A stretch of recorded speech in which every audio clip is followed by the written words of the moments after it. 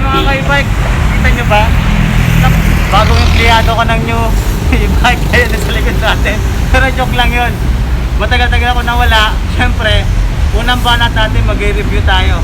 At nandito nga pala ako sa Boni, Mandaluyong. Dito matatagpuan ang showroom ng new e-bike. Sana all! Excited na ako, kaya punta na natin. Huwag natin patagalin pa. Tara!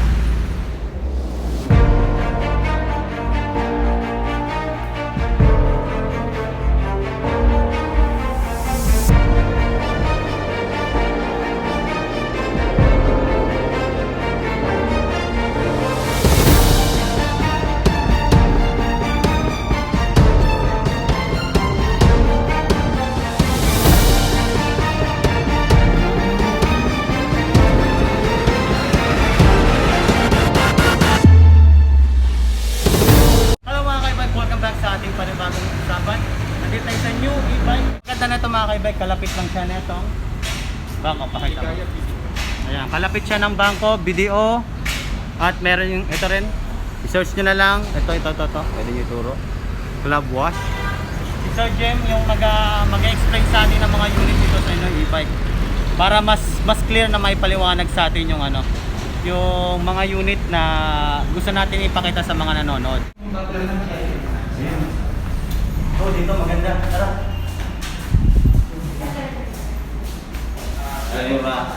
Sobra ang gaganda ng mga e-bike nila. Grabe, sa lahat ng napuntahan ko mga e-bike, dito ako na-amaze. Yung ating UQi GT Sports.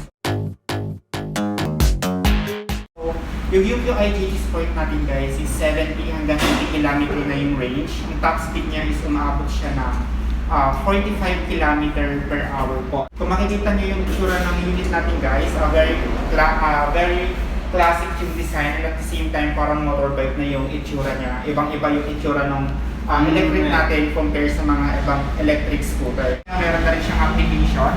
May GPS na rin yung ating UQi GT Sport. And ito na po yung kanyang battery, so mas malaki na. And medyo mas mabigat na kasi nasa 48 volts, 42 ampere na yung battery ng ating UQi GT Sport. Ayan.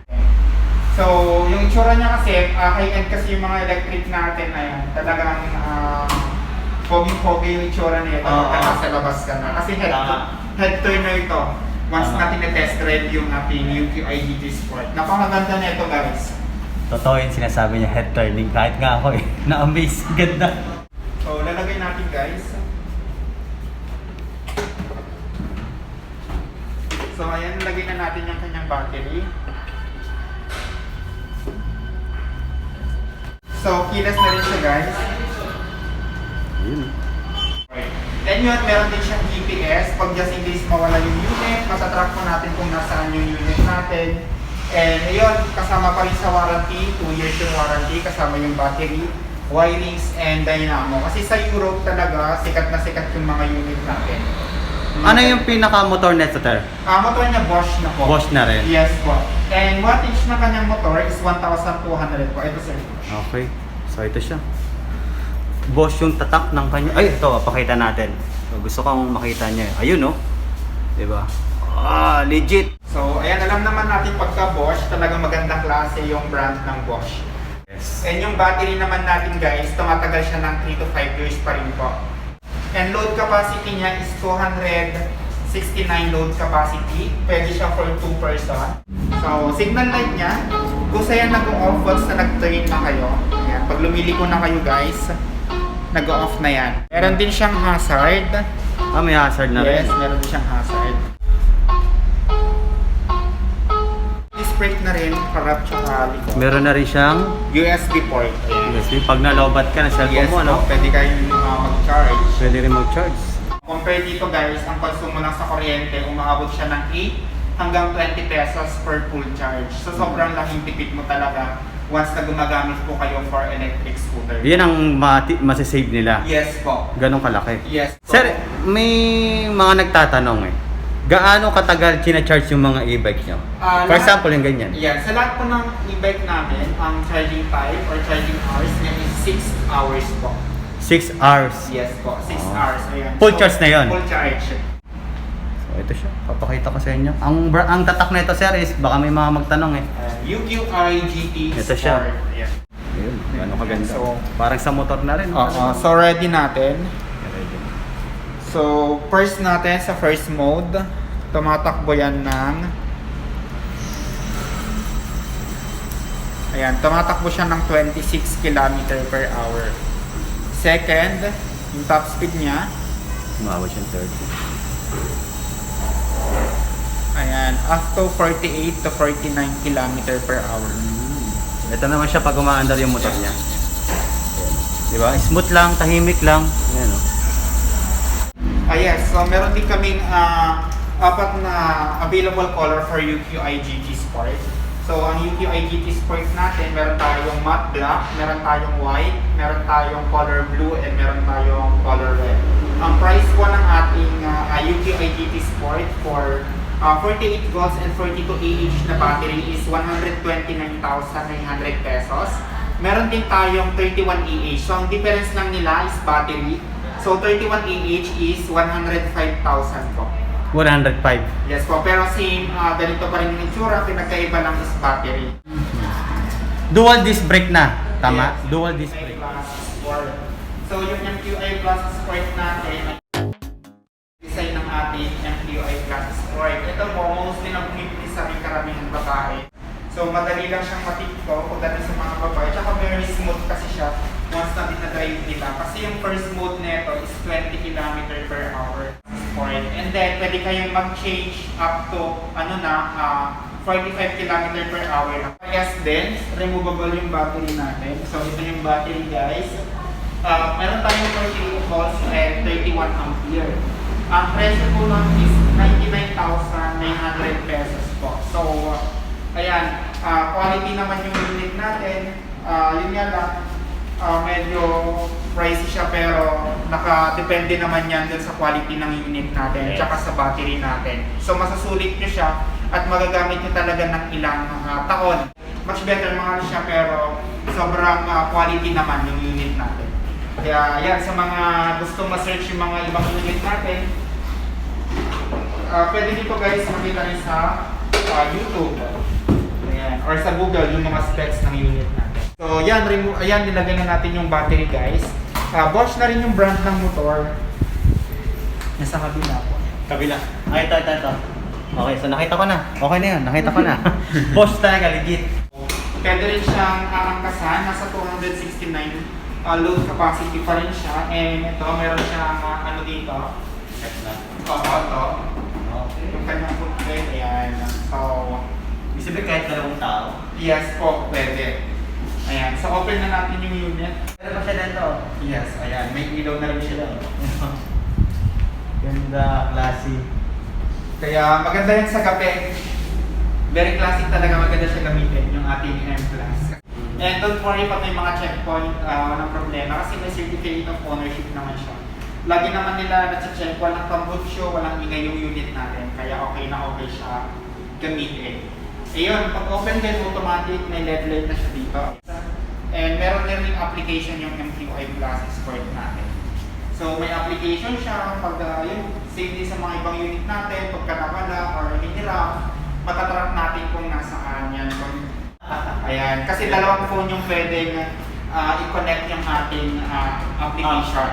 And yung susi natin pala, hindi siya yung basta-basta na-duplicate lang. Mahirap yan i-duplicate or mahirap maghanap ng duplication ng ganitong klase ng susi.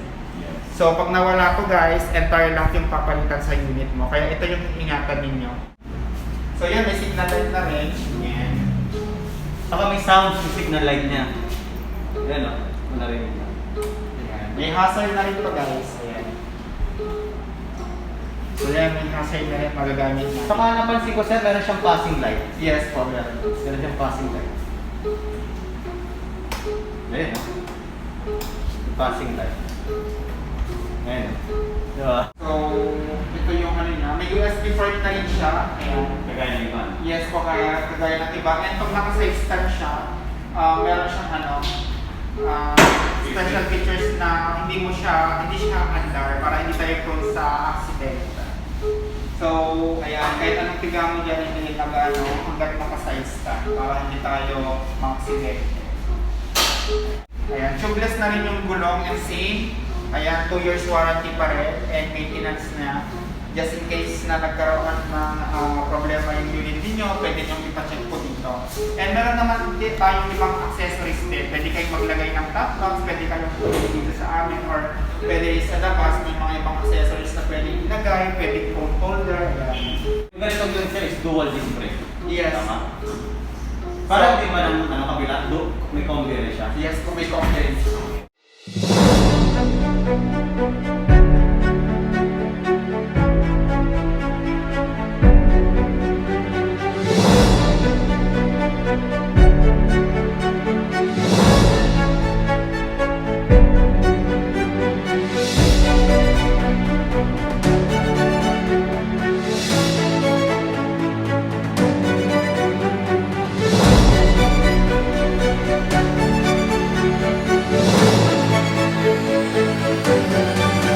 Ayan, next natin guys, yung ating top of the line. Yung top of the line natin, 2 batteries na siya and nagre-range na to ng 115 to 140 km.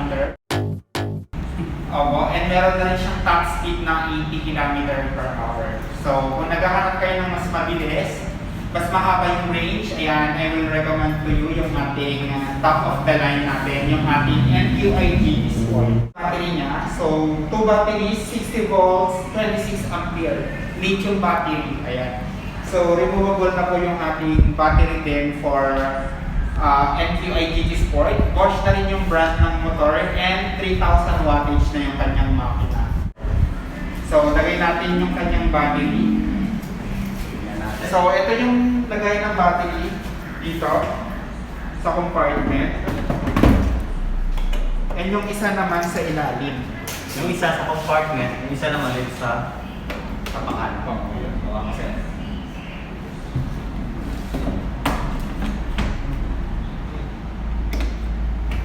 ayan. So, ayan, nalagay na natin yung 2 batteries.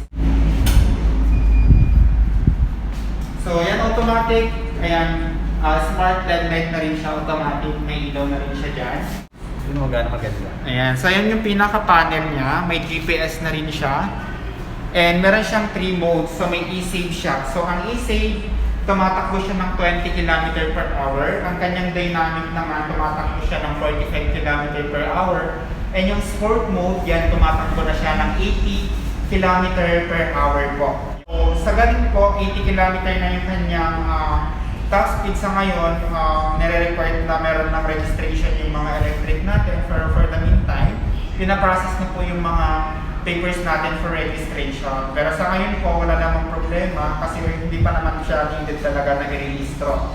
Kaya magagamit nyo pa rin yung mga unit natin na mga electric scooter. Pero sa ganun po, dahil 80 km yung top speed niya, kinakailangan may driver's license pa rin kayo para just in case makabangga kayo or magunggo kayo guys, motorcycle law pa rin yung i-apply po nila. Ibig sabihin, yung ganitong e-bike is required siyang mag-lisensya. Yes po. Much better na sana meron, and syempre yung mga safety gears natin like helmet, ayan, yung mga knee pad, kailangan natin yan for the safety natin kasi mabilis na talaga yung NQIG Sport natin. Ayan, so may signal light na rin siya. Ayan. Hazard meron na rin. And ayan, same din ang kanyang, meron na rin siyang combi brake. Ayan. Hydraulic disc brake na rin siya. And yan, yung kanyang force. And malakas na rin. Kapag nagbubusin, nakapasok na. Dito yung passing. Meron siyang switch na rin. Oo, ayan. Ito yung kanyang. Oo nga, meron siyang passing light. And yung ating NQIG Sport, ayan, tubeless na rin yung gulong niya. And ang price po ng NQIG Sport natin guys is 200,000 po. Yung ating NQIG Sport. Ayan. Sulit naman guys yung quality nito. So 200,000 ito na siya? Yes. Ayan. And ayan ang ulitin ko, kahit malayo po kayo, pwede kayo guys, makapag-avail pa rin ng ating mga electric scooter. And pwede rin naman kayo directly mag-visit dito sa showroom namin. Dito sa may 652 Bonnie Avenue, Mandaluyong City po.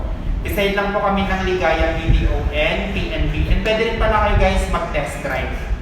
Ayan. Magdala lang kayo ng 2 valid IDs and helmet po.